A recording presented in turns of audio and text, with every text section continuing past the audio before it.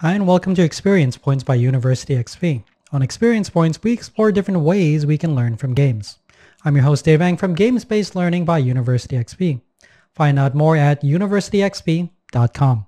On today's episode, we'll cover the differences and similarities between narratives, toys, puzzles, and games. Narratives, toys, puzzles, and games all share some similar characteristics, but what makes them different and how do games tie them all together? Let's start with narratives. What are narratives? Narratives in their broadest and most interpretive sense are anything that is told and recounted. Think about a scary ghost story, a tale told by your grandparents, or your favorite movie or novel. Narratives are about things being told and shared.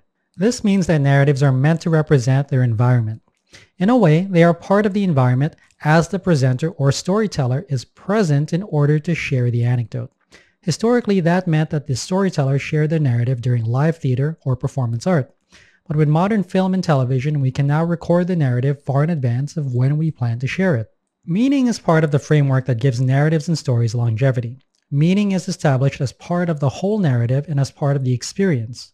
The narrative is often reflective of human actions, experiences, or events. That is what makes them relevant for their audiences. Because of that, narratives are meaningful for the audience because they can relate to those same experiences. That's why it's important to impose connections in narratives.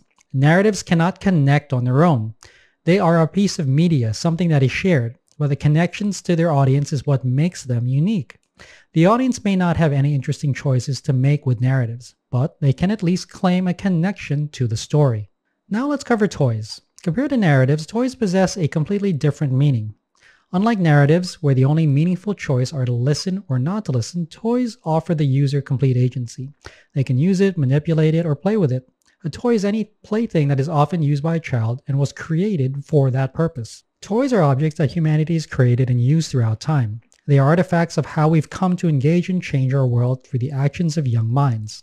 Some of the most memorable toys are also some of the oldest, such as the ball, the kite, or the yo-yo. Because of that, toys have over time become part of our shared vocabulary. They span different cultures and geographic boundaries. Narratives lack the same amount of complexity that toys provide to their users. Toys allow two main directions for use, imitation or instruction. With toys, children can imitate what they see adults do with toy ovens, phones, or lawnmowers. Otherwise, toys can be used for instructive means as simple as letter blocks or as advanced as speak and spell digital devices. Let's talk about puzzles. Puzzles further iterate on what are present in narratives and toys. Narratives produce a whole experience for the user, but no interaction. Narratives have a finite beginning, middle, and end. Toys do not. Someone can continue playing with a toy for an indefinite amount of time. Puzzles, on the other hand, have a definitive beginning and end. Compared to their narrative and toy counterparts, puzzles are not meant to immediately convey clarity to the user. Rather, the root of the word puzzle in Middle English, puzzelen, means to bewilder and confuse. However, as one becomes more adept at completing puzzles, they can determine that a good puzzle is one that can be present in its structure, but not solution, all by itself. And therein lies the end to puzzles. Narratives have a beginning and an end like puzzles, but narratives have no interaction. Toys provide that level of interaction but have no structure. Puzzles have that with a beginning and an end, but have a structure with a solution. A great puzzle is one that begs to be solved. But the solved state of a puzzle also means the end of it. Solving a puzzle means that the mystery is over. It's the end of the enigma, and for most puzzles, that is its entire lifespan. Puzzles only have two states, solved or unsolved. Every other state is just a delay of the inevitable. Finally, let's discuss games. Games combine the characteristics of narratives, toys, and puzzles. They incorporate a narrative into their structure, they include agency and play, and they have a finite conclusion at the end. Games are activities that were played for pleasure and without specific purpose. They have since evolved into other areas like simulations, serious games, and gamification. The structure of games includes several components. Those components include rules, goals, agency, and interaction. Most importantly, games also include the illusory agreement or the magic circle where players know that what happens in the game is only accepted within the game. Games have also been adept at integrating more story into their play. Similar to narratives, stories have found their place in the structure of narrative gaming. It is here where the traditional stories and structures of anecdotes and narratives wind themselves into what games have to offer. They also allow players to explore a story with greater agency than before. Though this changing context for narrative-based games is nothing new. With the advent of options like Choose Your Own Adventure, we've witnessed readers and players alike being able to take control of the path and style of their character through the fictional world of the narrative. Rather than thinking of the narrative based in gameplay as a separate entity, think of them in relation to how narratives, toys, puzzles, and games are structured. The narrative itself is just one way of understanding the structure of the experience. Toys and puzzles further augment what it is like to have agency and control in these mediums. The common thread that winds itself between narratives, toys, puzzles, and games is structure. They all include and define structure in how their players or audience views and interacts with the medium. Just like how a challenging puzzle is never obvious at first glance, narratives, toys, and games also provide a bit of serendipity when first presented to their users. That bit of serendipity and surprise is important. That is something integral to keep in games in order to keep players playing and engaged with them. You can see this in any number of different mobile games or on the spectrum of complexity. Those can include unlocking new game items, locations, or furthering the story. Furthering the story is where we intertwine those elements in games. They are often narrative and engagement arcs where a sequence is followed in order to engage the player. This can be seen in games with the core loop and how that loop is followed by the player as they progress throughout the game.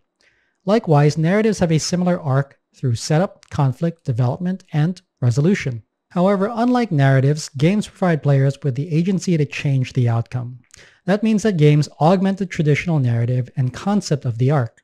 They affect the game as well as the environment. There are environmental challenges when it comes to games as well. One might even point to the illusory agreement that players make when they play a game, where that environment doesn't exist even outside the game. Toys are part of that environment as they are often the playthings of children.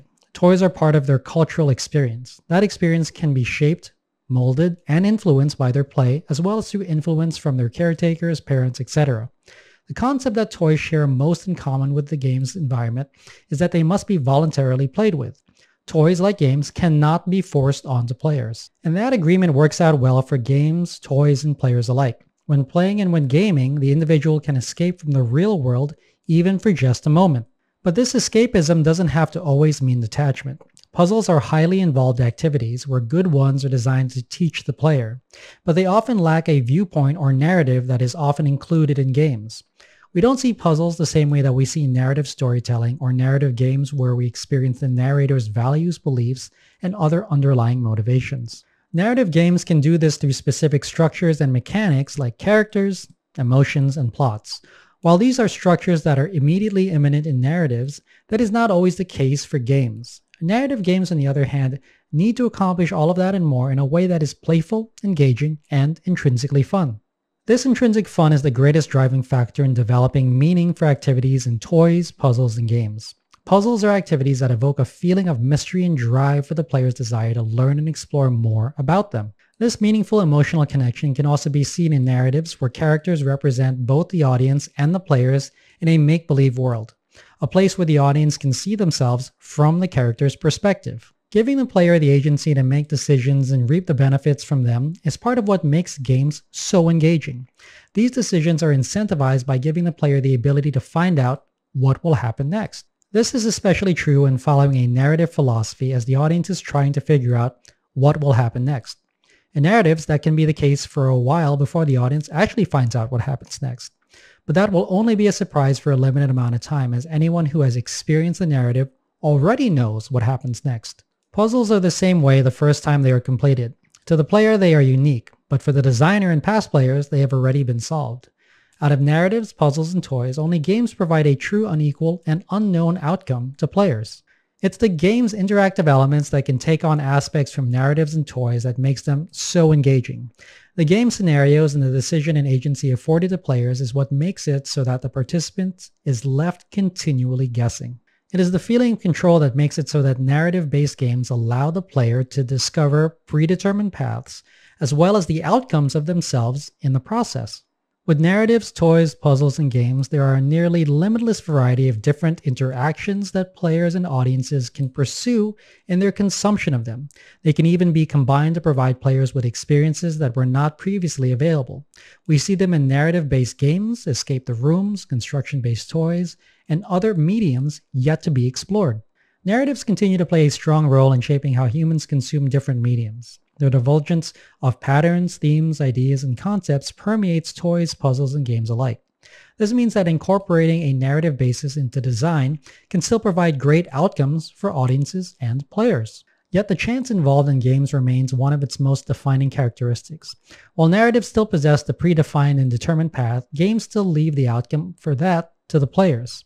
That gives them the greatest agency, the greatest choice, and the greatest prospect to learn from what they've experienced. I hope you found this episode useful. If you'd like to learn more, then a great place to start is with my free course on gamification. You can sign up for it at universityxp.com/gamification. You can also get a full transcript of this episode, including links to references, in the description or show notes. Thanks for joining me. Again, I'm your host Dave Eng from Games-Based Learning by University XP. On Experience Points, we explore different ways we can learn from games. If you like this episode, please consider commenting, sharing, and subscribing. Subscribing is absolutely free and ensures that you'll get the next episode of Experience Points delivered directly to you. I'd also love it if you took some time to rate the show. I live to lift others with learning, so if you found this episode useful, consider sharing it with someone who could also benefit. Also, make sure to visit University XP online at universityxp.com.